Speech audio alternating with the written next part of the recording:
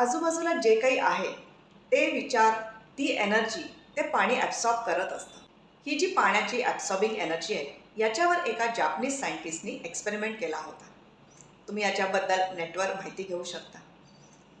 त्या सायंटिस्टचं नाव आहे मसारो इमोटो. त्यांनी काय केलं? पाणी घेतलं आणि त्याचे 2 भाग केले. त्या एका भागावर त्यांनी पॉझिटिव्ह शब्द लिहिले, जसं love, friendship, I like you. आणि दुसऱ्या भागावर त्यांनी निगेटिव्ह शब्द लिहिले, जसं I hate you, I don't like you, you are ugly, असे काहीतरी निगेटिव्ह शब्द लिहिले. आणि ते पाणी त्यांनी फ्रीझरमध्ये फ्रीज केलं.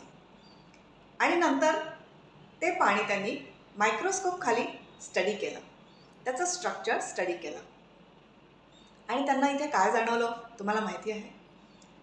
त्या मायक्रोस्कोपमध्ये त्यांना असं दिसलं की ज्या पाण्याच्या सॅम्पलवर पॉझिटिव्ह शब्द लिहिलेले होते ते पाणी छान दिसत होतं. त्याचं जे क्रिस्टल फॉर्मेशन होतं ते खूप छान होतं, अगदी डायमंडसारखं, अगदी फुलांसारखं होतं. याच्या उलट ज्या पाण्यावर निगेटिव्ह शब्द लिहिलेले होते ते पाणी डिस्टॉर्टेड दिसत होतं, म्हणजे त्याचं स्ट्रक्चर अगदी खराब होतं.